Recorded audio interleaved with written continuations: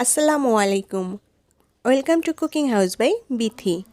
আজ আপনাদের সাথে শেয়ার করব পটল দিয়ে ভীষণ মজাদার এবং টেস্টি নাস্তার রেসিপি, মচমচে পটলের পাকোড়া।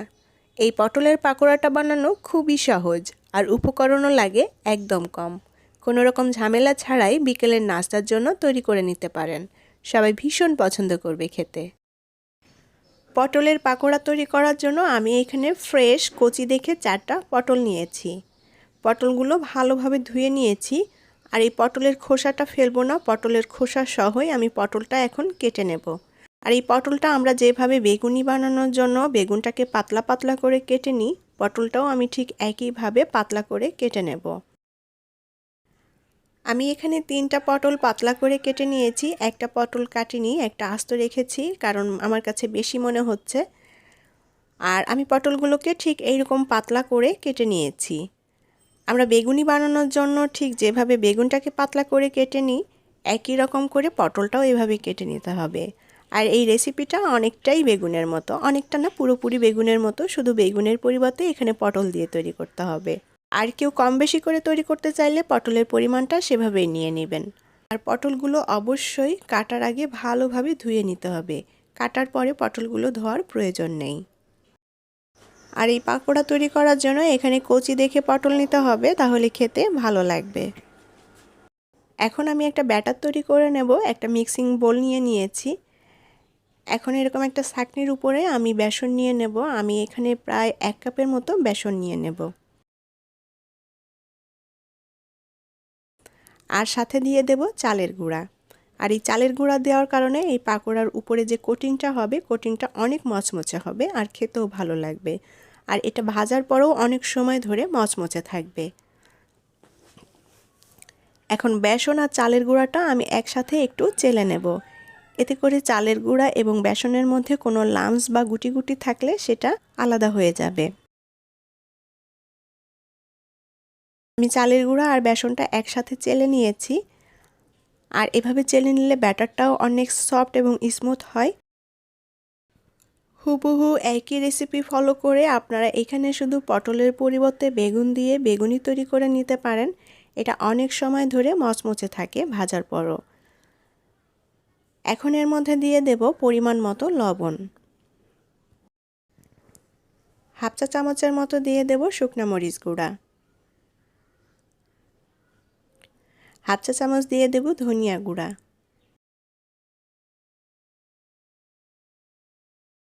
হাফ চা চামচের একটু কম পরিমাণ দিয়ে দেব জিরা গুঁড়া।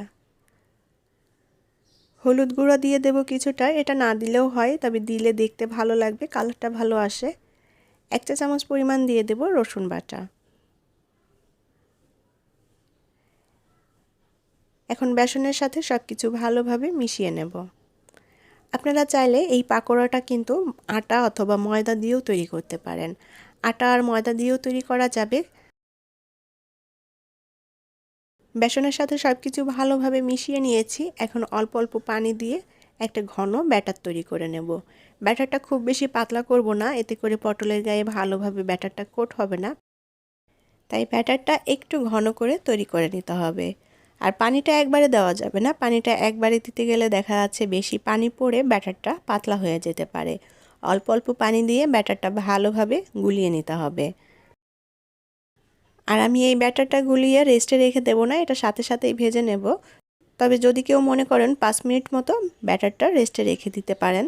ব্যাটারটাকে আমি খুব ভালোভাবে মিক্স করে নিয়েছি। আর ব্যাটারের ঘনত্বটা ঠিক এরকম হবে, এর থেকে বেশি পাতলা হবে না।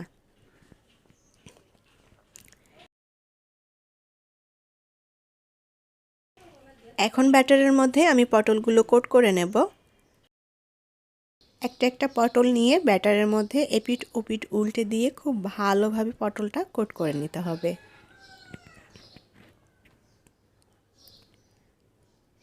ঠিক আমরা যেভাবে বেগুনি তৈরি করি একই পদ্ধতি, একই সব কিছু, শুধু এখানে বেগুনের পরিবর্তে পটল দিয়ে তৈরি করছি।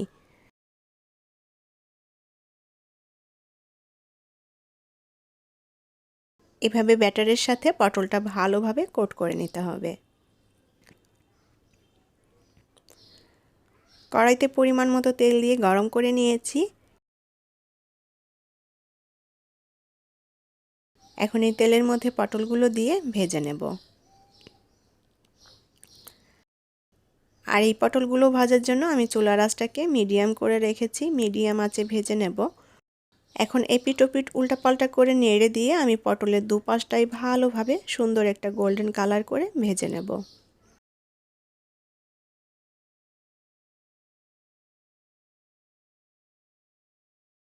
পটলের পাকোড়াটা ভাজা হয়ে গিয়েছে, এখন তেল ঝরিয়ে উঠিয়ে নেব।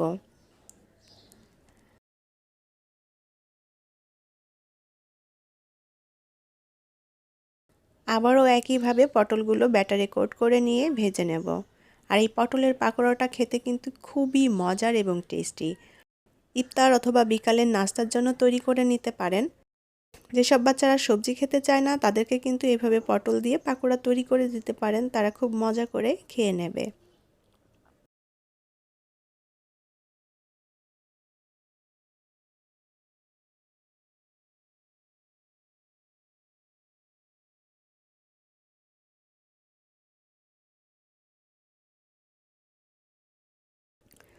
আমি উল্টাপাল্টা করে নেড়ে দিয়ে পটলের পাকোড়াগুলো মচমচে এবং সুন্দর একটা গোল্ডেন কালার করে ভেজে নিয়েছি।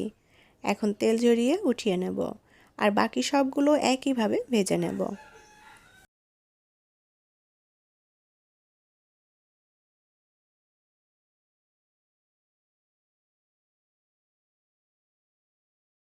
তৈরি হয়ে গেল দারুণ মজাদার এবং টেস্টি মচমচে পটলের পাকোড়া।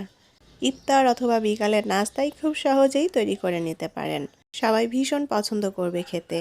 আর এই পটলের পাকোড়াটা অনেক বেশি মচমচে হয়। আমি যেভাবে তৈরি করেছি একই রেসিপি ফলো করে আপনারা তৈরি করে নিতে পারেন। এটা ভাজার পরও অনেক সময় ধরে মচমচে থাকবে। আমি পটলের পাকোড়াটাও একটু ভেঙে দেখাচ্ছি এর ভেতরটা কেমন হয়েছে। পটলগুলো খুব সুন্দরভাবে সেদ্ধ হয়ে গিয়েছে। আশা করি রেসিপিটি আপনাদের ভালো লেগেছে। আর রেসিপি ভালো লাগলে প্লিজ ভিডিওটি শেয়ার করবেন এবং লাইক কমেন্ট করে জানাবেন কেমন লাগলো। সবাই অনেক অনেক ভালো থাকবেন। আবারও নতুন রেসিপি নিয়ে হাজির হয়ে যাব। আল্লাহ হাফিজ।